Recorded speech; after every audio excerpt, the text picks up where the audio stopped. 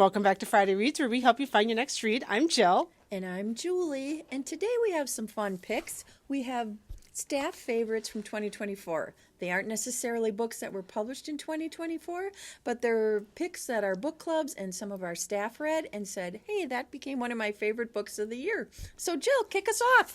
So my first one is from Anne. This is The Frozen River by Ariel Lawton. This was published in 2023. A gripping historical mystery inspired by life in the diary of Martha Ballard, a renowned 18th century midwife who defied the legal system and wrote herself into American history. Maine, 1789, when the Kennebec River freezes, entombing a man in ice, Martha Ballard is summoned to examine the body and determine the cause of death. As a midwife and a healer, she is privy to much of what goes on behind closed doors in Hallowell. Her diary is a record of every birth and death, crime and debacle that unfolds in the close-knit community. Months earlier, Martha documented the details of an alleged rape committed by two of the town's most respected gentlemen, and one of whom has now been found dead in the ice. But when a local physician undermines her conclusion, declaring the death to be an accident, Martha is forced to investigate the shocking murder on her own. Over the course of one winter, as the trial nears and the whispers and prejudices mount, Martha doggedly pursues the truth. Her diary soon lands in the center of the scandal, implicating those she loves, then compelling Martha to decide where her own loyalties lie.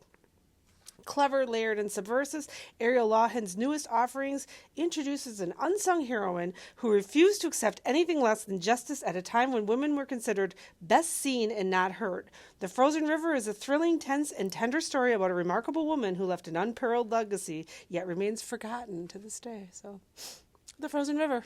I agree with Anne. I like that book a lot. That's good.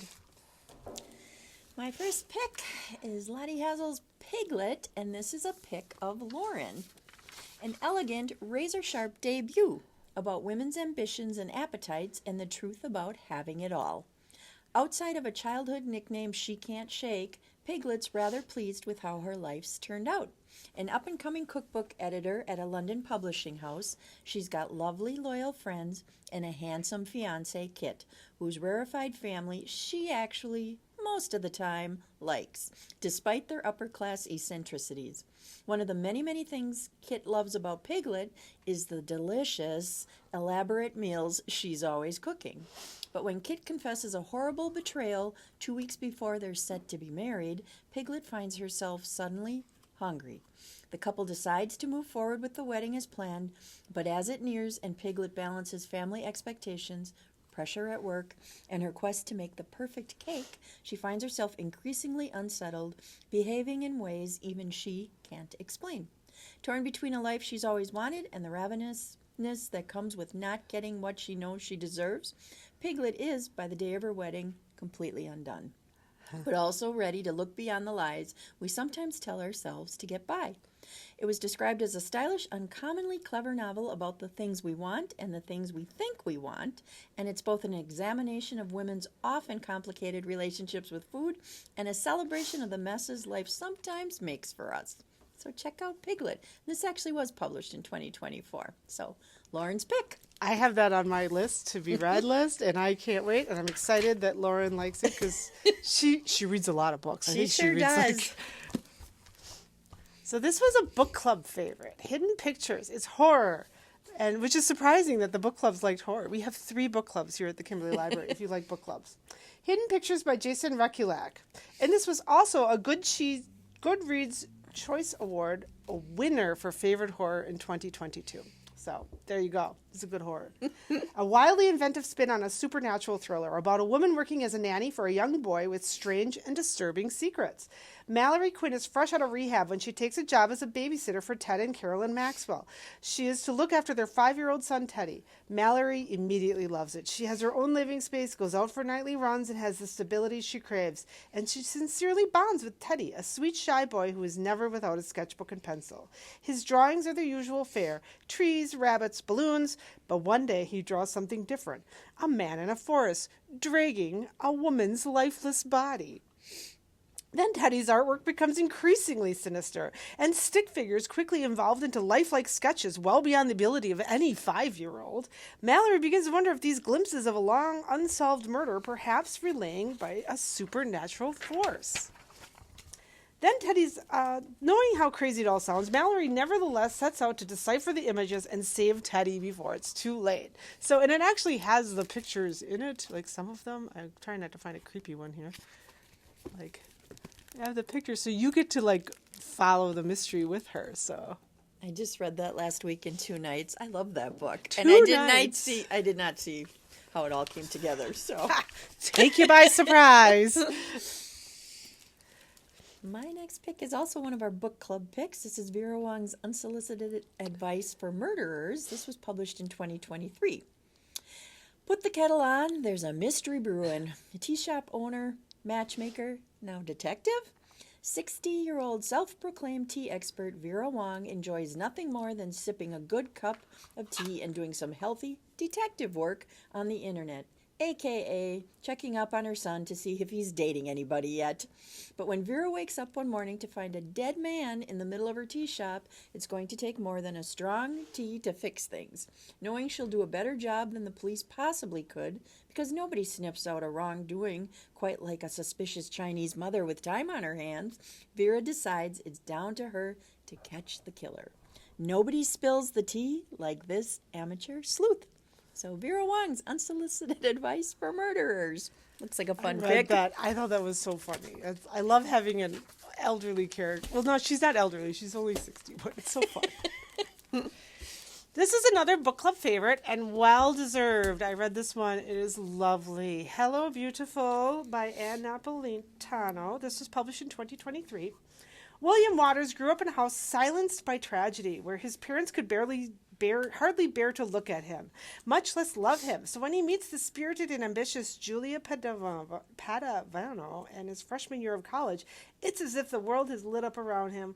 With Julia comes her family, as she and her 3 sisters are inseparable. Sylvie, the family's dreamer, is happiest with her nose in a book. Cecilia is a free-spirited artist, and Emmeline patiently takes care of them all.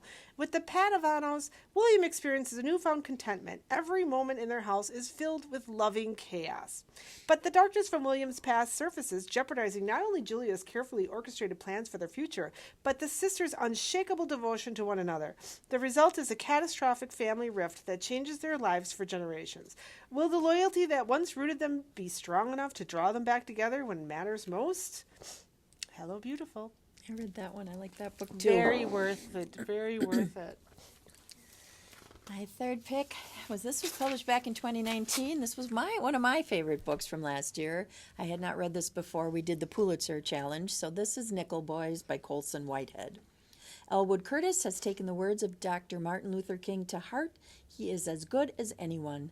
Abandoned by his parents, brought up by his loving, strict, and clear-sighted grandmother, Elwood is about to enroll in the local black college. But given the time and the place, one innocent mistake is enough to destroy his future. And so Elwood arrives at the Nickel Academy, which claims to provide physical, intellectual, and moral training which will equip its inmates to become honorable and honest men. In reality, the Nickel Academy is a chamber of horrors where physical, emotional, and sexual abuse is rife, where corrupt officials and tradesmen do a brisk trade in supplies intended for the school, and where any boy who resists is likely to disappear out back. Stunned to find himself in this vicious environment, Elwood tries to hold on to Dr. King's ringing assertion, "Throw us in jail and we will still love you." But Elwood's fellow inmate and new friend Turner thinks Elwood is naive, and worse, the world is crooked, and the only way to survive is to emulate the cruelty and cynicism of their oppressors. The tension between Elwood's idealism and Turner's skepticism leads to a decision which will have decades-long repercussions. This is based on the history of a real reform school in Florida that operated for 111 years and warped and destroyed the lives of thousands of children. The Nickel Boys is a devastating, driven narrative by a great American novelist whose work is essential to understanding the current reality of our United States. So, again, I gave that 5 stars. I haven't seen the movie. You saw the movie, see the Jill? movie. It's quite good. It's quite moving. I kind of wished it would have won an Oscar, but it did not. Aw. But it's worth seeing, I think. Yeah. It probably doesn't go as deep as the book, but it's pretty good. The book's always better. Yeah, true. And Colson Whitehead, he knows how to write them. So my next one is a Lauren favorite. She is a horror fan, so It's a horror book that's a little bit different. We Used to Live Here by Marcus Kluwer. A haunting debut, soon to be a Netflix original movie about two homeowners whose lives are turned upside down when the house's previous residents unexpectedly visit. As a young queer couple who flips houses, Charlie and Eve can't believe the killer deal they've just gotten in an old house in a picturesque neighborhood. As they're working in the house one day, there's a knock on the door. A man stands there with his family, claiming to have lived there years before, and asking if it would be all right if he showed his kids around. People pleaser to a fault, Eve lets him in. As soon as the strangers enter their home, inexplicable things start happening, including the family's youngest child going missing and a ghostly presence materializing in the basement. Even more weird, the family can't seem to take the hint that their visit should be over. And when Charlie suddenly vanishes, Eve slowly loses her grip on reality. Something is terribly wrong with the house and with the visiting family. Or is Eve just imagining things? So this was published last year in 2024, and I think you read this pretty quickly, did. too. I said to Lauren, that was one of the books I just read recently also, and it left me with so many questions. So very curious what others think about that one. I enjoyed it, but boy, I had questions.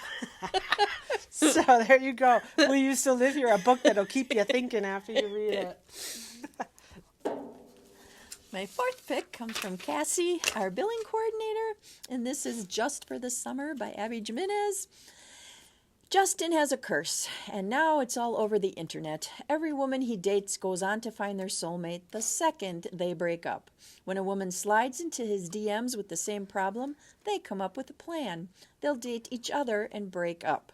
Their curses will then cancel each other's out, and they'll both go on to find the love of their lives. It's a bonkers idea, but it just might work. Emma hadn't planned that her next assignment as a traveling nurse would be in Minnesota, but she and her best friends agree that dating Justin is too good of an opportunity to pass up, especially when they get to rent an adorable cottage on a private island on Lake Minnetonka. It's supposed to just be a quick fling, just for the summer. But when Emma's toxic mother shows up and Justin has to assume guardianship of his three sibs, they're suddenly navigating a lot more than they expected, including catching real feelings for each other. What if this time fate has actually brought the perfect pair together? This is the third book in the Part of Your World series. So this is also new. This was published last year. And I know Cassie's a fan of her books. Yeah, Abby Jimenez has got some really good, beachy, romancy things. So my last one, last year in 2024, we had a Pulitzer Challenge here at the library, and some of you participated in it, and it's one of you won. But so we read a lot of Pulitzers, and this one was my favorite Pulitzer, I think, or at least one of my favorites. There was a lot of good books that won Pulitzers. Demon Copperhead by Barbara Kingsolver.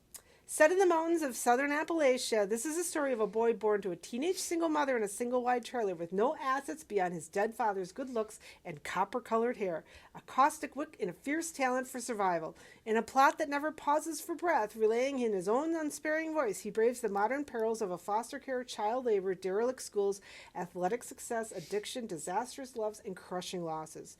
Through all of it, he reckons with his own invisibility in a popular culture where even the superheroes have abandoned rural people in favor of cities.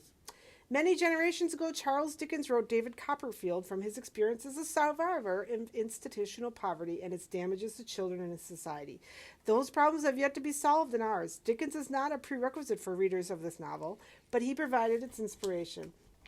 In transposing a Victorian epic novel to the contemporary American South, Barbara Kingsolver enlists Dickens' anger and compassion, and above all, his faith in the transformative powers of a good story.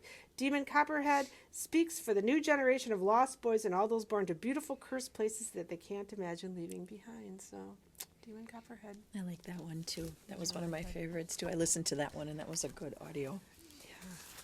My last pick is a fun one. This comes from Tracy, our adult services librarian, and her son Kieran, and it is Jacob Grant's No Pants. Pablo and his dad are ready for a great day. It's party day, a cookout with the whole family. All they need to do is get ready, eat breakfast, brush teeth, put on pants, and they'll be ready to go. Only Pablo has another idea. No pants. Suddenly it's looking as if party time is a ways off after all. It's a hilarious and warm-hearted look at a father-son relationship that shows there is more than one way of wearing and thinking about pants. Parents of toddlers, there you go. Recommendation from the best. I hope that you enjoyed this little tour of what the librarians are reading. Yeah, some of our favorite books that we read last year. You can find our videos on Facebook, the Kimberly Public Library website, and YouTube channel. And until next time, Jill and I thank you for watching. Bye.